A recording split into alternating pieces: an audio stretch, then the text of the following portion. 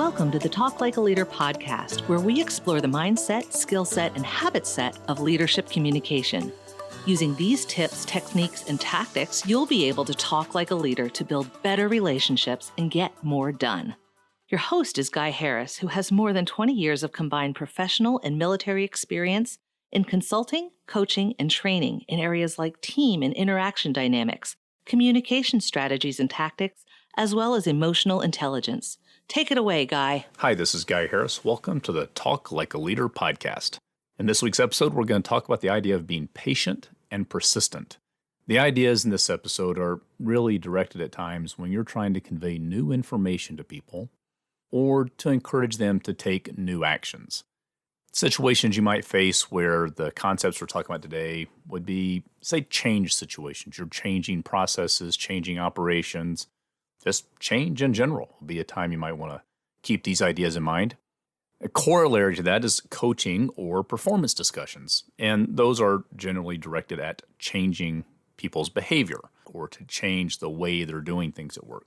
So change situations and coaching and performance discussions are the types of conversations when you're going to want to keep the concepts of today's podcast in mind. First, a story. Recently, I was in a conversation with a client, and we were talking about some changes we need to make to a training program that we've been doing with them for many years now. And the topic of the conversation was changes we need to make to the training program because we're not able to meet physically together right now, or we anticipate by the time we come together, we won't be able to meet physically together. We're going to have to make adjustments to deliver the type of program we're working on in a remote fashion through a webinar platform or a video conferencing platform, when historically we've done it in more classroom training. And as we talked about this, we talked about some questions about how the program would change and how it would look different and what the trade-offs were between delivering the program virtually and delivering the program in person. I answered the questions, and then one of my contacts here, very intelligent person by the way, basically asked the question I had just answered again. Now, it would have been very easily to get frustrated and say something like, I've just answered that question, except that addresses or gets to the point that is key for this episode: be patient and persistent. If we recognize that most people need to hear new ideas between 5 and 7 times, between they hear them, understand them, internalize them, and act on them, then it's easy to remain calm and patient and persistent when we said it one time and they didn't hear it. This person is not stupid. It's not that they weren't listening. It's not that they didn't want to hear what I was saying. It's that they came into the meeting with one idea in mind, and when the meeting turned in a different direction, it was difficult for them to shift gears and to hear the new information. We got through it. It was fine. It wasn't really a big deal. It just illustrates the challenge of communication and the tendency for people to need to hear the same idea multiple times before they really grasp it and internalize it and know how to use it. So it just points to this idea of being patient and persistent. You see, the challenge is that when we've said something once, we think we're done. We think we've said it once, you should have heard it, you should take action on it. And I'll admit that there are situations where that's necessary.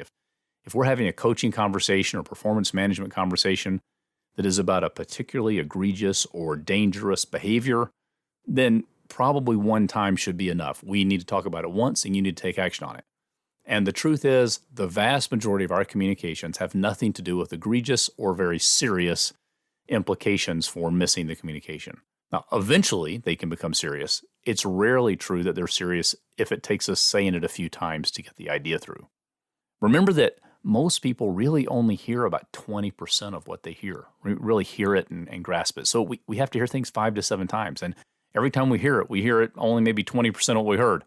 Basically, as humans, this is me too. This isn't other people not including me. This is all of us.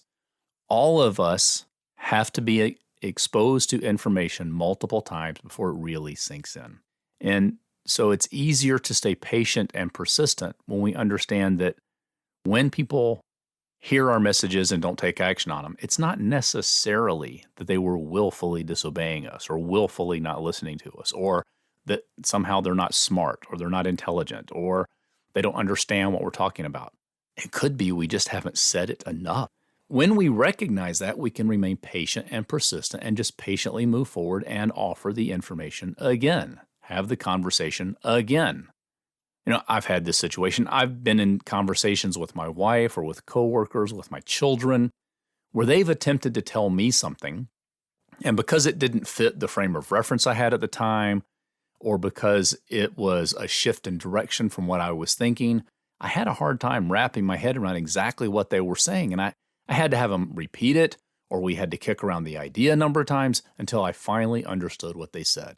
Well, if it's true for me, and I want people to be patient and persistent with me so that I can understand what they're saying, then maybe I need to be patient and persistent with them.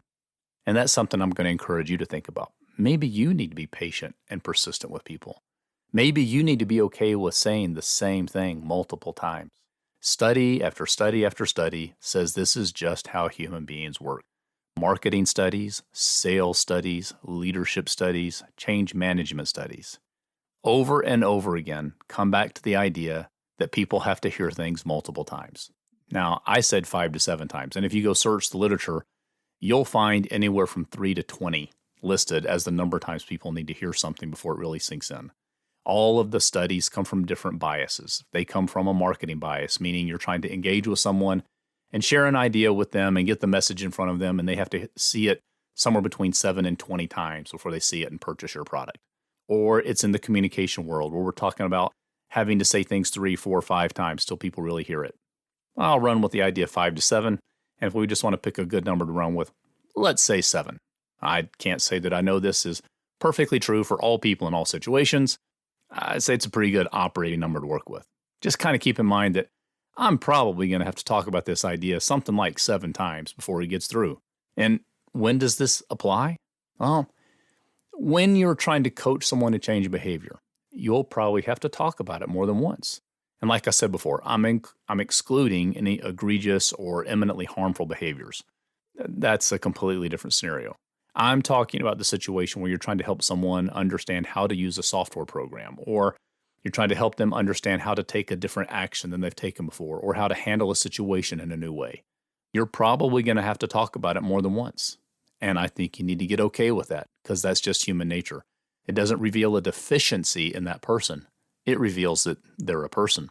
When you're talking about change of any kind, you're probably going to talk about it more than once. You're probably not going to be able to just announce the change and expect people to buy in and move on.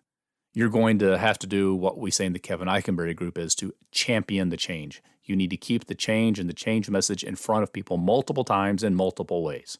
Written, verbal, visual, all kinds of different ways to repeat and reinforce the message over and over again until people feel comfortable with it. You're going to need to keep your business purpose in front of people. My friend and colleague, Kevin Eikenberry, virtually every meeting, maybe not every meeting, I'd say a lot of meetings that we have as a team, he will read or state or paraphrase the purpose statement for the Kevin Eikenberry group so that we all remember why we are there and what we're trying to achieve. When I go to church, my pastor states our church's purpose at every gathering. Could be a business meeting, could be a worship service, could be just an informal meeting, a dinner. He's probably at some point in time going to say our mission statement, our purpose for being as a church. The point being to keep that message in front of people so they remember it, internalize it, and act on it. And I'm guessing that you've probably heard some variation of this idea before. And if you're like most people, you need to hear it more than once too before it sinks in and you act on it. I hope that this episode of Talk Like a Leader helps you remember and act on this important idea that we need to keep messages in front of people and we don't need to judge them or be irritated with them. As the title of this episode says, be patient and persistent. If you'll get comfortable with and act on the fact that people need to hear things multiple times before they understand, internalize, and act on it, you can talk like a leader. This has been the Talk Like a Leader podcast. You can listen to this show every week wherever you get your podcast. If you haven't, be sure to subscribe so you never miss an episode. I'm Guy Harris, and thanks for listening.